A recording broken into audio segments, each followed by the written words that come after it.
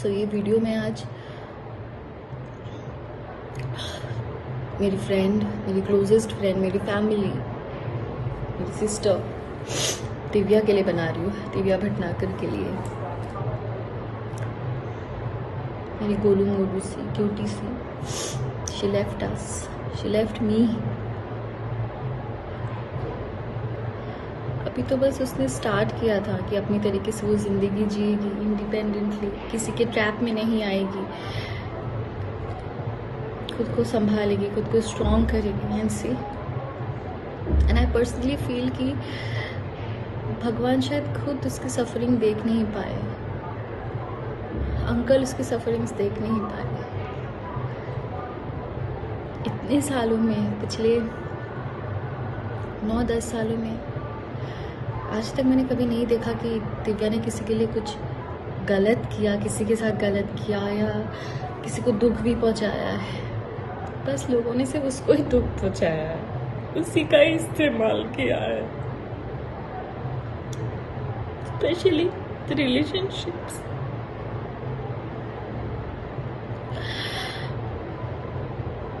ये हर एक लड़की गलती करती है, एक रिलेशनशिप से गंदे से धोखा खाने के बाद कहीं से भी थोड़ा भी कोई सहारा दे देता है, वो लड़की बिना सोचे समझे उसे अपना सहारा मान लेती है, बिना उसका बैकग्राउंड जाने, बिना कुछ जाने।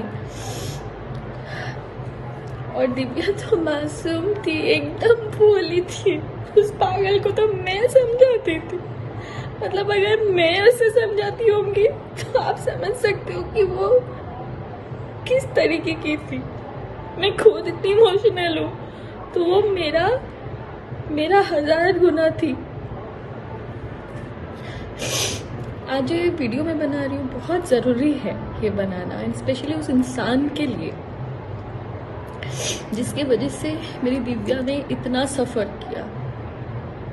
आई नो कि आज दिव्या के साथ जो भी हुआ, दिव्या हमारे बीच में नहीं है, it is because of Covid. But जो मेंटल स्ट्रेस, जो फिजिकल अब्यूज उसके साथ हुआ है, कोई भी इंसान अगर उस फेज से गुजरता तो छोटी सी एक बीमारी से भी लड़ने की उस इंसान के पास ताकत नहीं होती है। तो फिर भी कोविड था। बहुत ही शराफत से, बहुत ही शांति से मैं आप सबको ये चीज़ बता रही हूँ, एंड स्पेशली टू यू गगन गबरू। उस दिन तूने क्या पोस्ट किया था कि उसकी माँ और भाई तेरे रिलेशनशिप्स के अगेंस्ट थे और वो नहीं चाहते थे तेरी शादी होए, और तेरे नाम पे वो पब्लिसिटी ले रहे। तेरी औकात क्या है? क्या औकात है तेरी? तू कौन है? तो यहाँ पे जो 4-5 जो गिने चुने आर्टिस्ट को भी जानता है ना, वो दिव्या के बदौलत भीख मांग के तो हिमाचल से दिव्या के साथ यहाँ रहने आया था। और जो तेरे अगेंस्ट में सिर्फ उसकी फैमिली नहीं, मैं भी खड़ी थी।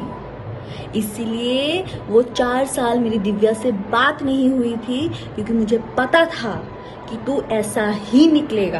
पर दिव्या तेरे प्यार में इतनी अंधी हो गई थी, इतनी अंधी हो गई थी, तूने तेरे बातों में इतना फंसा लिया था कि उसको आगे पीछे कुछ दिख नहीं रहा था।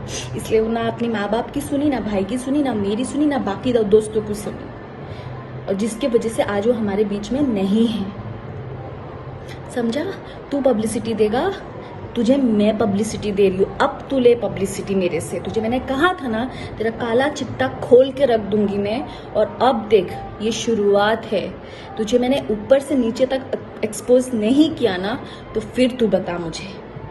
तो तेरे अगेंस्ट जो हम लोग खड़े थे वो इसके लिए गगन गबरू, क्योंकि तू मॉलेस्टेशन एक केस में शिमला में तेरे ऊपर केस चल रहा था, और जिसकी सजा 6 महीने जेल में रह के तू लास्ट ईयर भुगत के आया है, वो भी बेल पे। और अभी कभी भी तू अंदर फिर से जा सकता है, और अभी तू जाएगा ही, क्योंकि तूने जो मारपीट की है दिव्या के साथ इतने सालों तक, तूने जो टॉर्चर किया है, मेंटल टॉर्चर, जिसकी वजह से वो इतनी स्ट्रेस्ड में आ गई, इतनी बीमार पड़ गई, उसको डायबिटीज हो गया। हर एक चीज तेरे वजह से हुआ है, जो तूने उसको टॉर्चर किया है।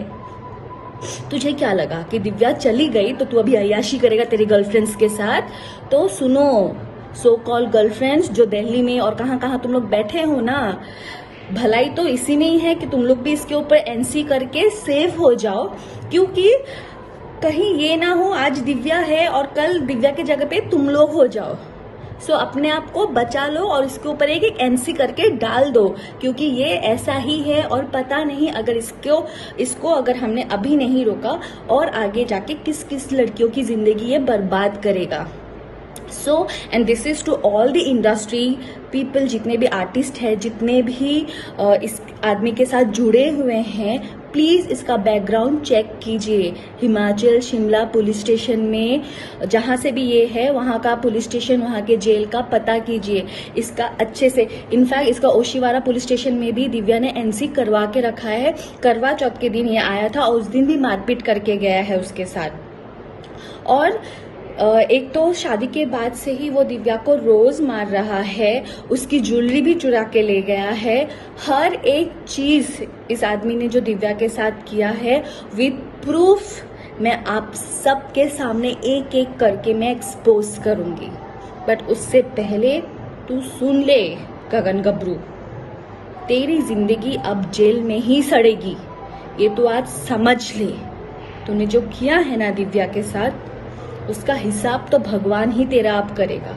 दिव्या तो अब बहुत अच्छी जगह पे है, वो भगवान की ही बच्ची थी और भगवान के पास ही है, और अंकल को भी नहीं देखा गया उसकी सफरिंग्स, इसलिए वो आज हमें छोड़ के चली गई है। पर तूने दिव्या को हमसे छीना है ना, तू देख जिंदगी भर तू और तेरी माँ जेल में ही सड़ेंगे। तू देख गगन गबरू, तू देख। लीगल काउंसलिंग करेगा तू? क्या लीगल काउंसलिंग लिख के रखा है तो अपने प्रोफाइल पे? लीगल काउंसलिंग या जेल में जाके करेगा, या जेल में करके सीख के आया है जाके 6 महीने रह के? तू देख, अभी तेरी पब्लिसिटी मैं करवाती हूँ, तू देख।